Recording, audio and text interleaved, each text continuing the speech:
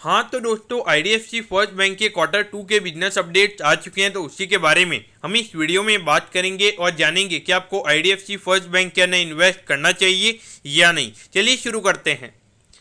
तो देखिए, सबसे पहले हम ये जानेंगे कि जो लोन बुक का नंबर है वो यहाँ पे कितना ग्रो हुआ है। तो देखिए, ईयर ऑन ईयर बेसिस से यहाँ पे जो बैंक की टोटल लोन बुक का जो नंबर है वो अराउंड 24.8% से यहाँ पे ये नंबर ग्रो हुआ है और ये नंबर आया है 1,45,322 करोड़ पे। तो देखा जाए ऑलमोस्ट अगर आप देखोगे अराउंड 25% से यहाँ पे जो बैंक की लोन बुक है वो हमें यहाँ पे ईयर ऑन ईयर बेसिस पे बढ़ती हुई नजर आई है। और अगर हम क्वार्टरली बेसिस पर भी अगर हम बात करेंगे, यानी कि जो पिछले क्वार्टर के कंपेरिजन में अगर हम बात करेंगे, तो वहाँ पे भी अराउंड 5 से 6% से बैंक की लोन बुक हमें बढ़ती हुई नजर आई है। तो ऑल ओवर देखा जाए तो यहाँ पे जो लोन बुक की ग्रोथ है वो हमें यहाँ पे काफी अच्छी नजर आती है। और आज करंटली अगर आप देखोगे तो वहाँ पे जो वी वैद्यनाथन जी है उनका 18 नाउ स्वदेश के का जो था वहाँ पे इंटरव्यू उन्होंने दिया था, तो वहाँ पर उन्होंने कहा था कि लोन बुक की जो डिमांड यानी कि जो लोन की डिमांड है वो मार्केट में अभी काफी ज्यादा हाई है। और वहाँ पे इन्होंने लगभग 50 से 60% की जो लोन की इनकी जो डिमांड है वो इन्होंने रिजेक्ट की, यानी कि जो अप्रूवल चाहिए थे वो उन्होंने यहाँ पे रिजेक्ट किए, क्योंकि उनको पता है कि यहाँ पे जिनकी क्रेडिट क्वालिटी अच्छी है उन्हें यहाँ पे ये लोन देने की कोशिश यहाँ पे इनकी तरफ से हो रही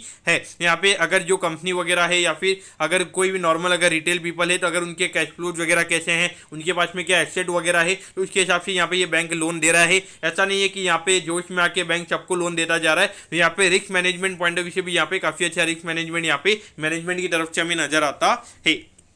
अब अगर हम ईयर ऑन ईयर बेसिस पर अगर हम बैंक के डिपॉजिट की अगर हम बात करेंगे तो ये नंबर अराउंड 35% से ग्रो हुआ है और ये नंबर अराउंड 1,14,000 करोड़ रुपीज के लगभग हमें यहाँ पे नजर आता है। तो वैसे करंटली अगर हम देखेंगे जितनी बैंक की लोन बुक है उसके कंपेरिजन में अराउंड 30,000 करोड़ से यहाँ पे डिपॉजिट बुक हमें यहाँ पे कम नजर आती है। लेकिन अगर आप देखोगे लोन बुक के कंपेरिजन में डिपॉजिट की ग्रोथ यहाँ पे काफी ज्यादा है और आपको लगेगा कि ये बाकी की कैपिटल कहाँ चाहिए, तो देखिए बाकी की कैपिटल अगर आप देखोगे जो इक्विटी कैपिटल के फॉर्म में जो बैंक पैसा रेज करता है तो वो एक अलग कैपिटल बैंक के पास में रहती है। और उसके अलावा अगर आप देखोगे जो डेट कैपिटल बैंक रेज करता है, यानी कि जो डिबेंचर्स बॉन्ड्स वगैरह बैंक इश्यू करता है, तो वहां से भी बैंक को एक अलग कैपिटल मिलती है। तो ये एक दो अलग सोर्सेज भी बैंक के होते हैं, तो उस पॉइंट ऑफ व्यू से आपने यहाँ पे देखना चाहिए। ये मत सोचिएगा कि यहाँ पे जो क्रेडिट टू डिपॉजिट रेशियो है वो बैंक का 100% से ज्यादा है तो बैंक के लिए कोई यहाँ पे इश्यू रहेगा। बाकी कैपिटल एडिक्वेसी रेशियो की अगर हम बात करेंगे अराउंड 15 से 20% के लगभग हमें वहाँ पे वो बैंक का नजर आता है।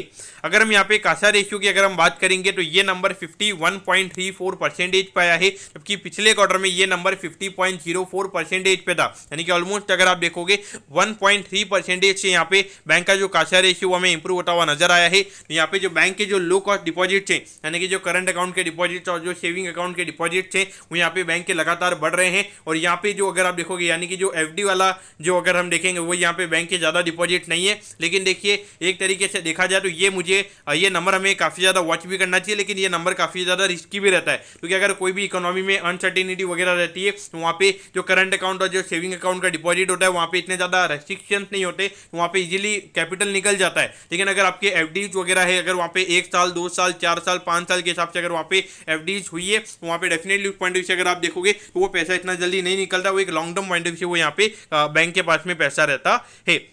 लेकिन देखिए वहाँ पे बैंक की कॉस्ट वगैरह ज़्यादा रहती है, कॉस्ट ऑफ मनी वहाँ पे ज़्यादा रहती है और उस पॉइंट ऑफ व्यू से मेरे ख्याल से यहाँ पे जो बैंक के नंबर है वो यहाँ पे काफ़ी अच्छे हमें यहाँ पे नजर आते हैं।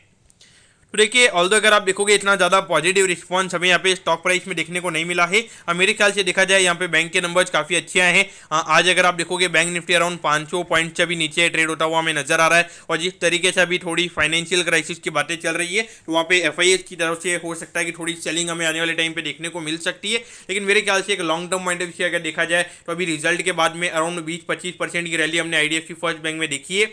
मेरे ख्याल से डेफिनेटली ये जो बैंक है ये आपके रडार पे होना चाहिए। जो अभी क्वार्टर टू के जो नंबर्स हुए हमें यहाँ पे काफी अच्छे नजर आते हैं और अभी 22 अक्टूबर को बैंक के नंबर्स भी आने वाले हैं। मुझे ऐसा लगता है कि जो अभी करंटली लोन बुक और जो डिपॉजिट ग्रोथ हमें यहाँ पे देखने को मिली है तो वहाँ पे अराउंड 15 से 20% की ग्रोथ हमें वहाँ पे कंपनी की प्रॉफिटेबिलिटी में भी देखने को मिल सकती है। तो इस पॉइंट ऑफ व्यू से डेफिनेटली ये बैंक आपके रडार पे होना चाहिए। और अभी जिस तरीके से अभी रेपो रेट वगैरह बढ़ी है तो वहाँ पे इनके जो लोन बुक के जो लोन के ऊपर मार्जिन वगैरह वो भी यहाँ पे इनके बड़े हैं। उस पॉइंट ऑफ व्यू से डेफिनेटली ये स्टॉक आपके रडार पे होना चाहिए। तो दोस्तों मैं होप करता हूँ कि आईडीएफसी फर्स्ट बैंक के जो क्वार्टर टू के बिजनेस अपडेट्स हैं वो आपको अच्छे समझ में आगे होंगे। अगर आपकी कोई भी क्वेरीज है आप कमेंट कीजिए, मैं जरूर आपके कमेंट पर रिप्लाई करूंगा। ओके दोस्तों, thank you, have a nice day.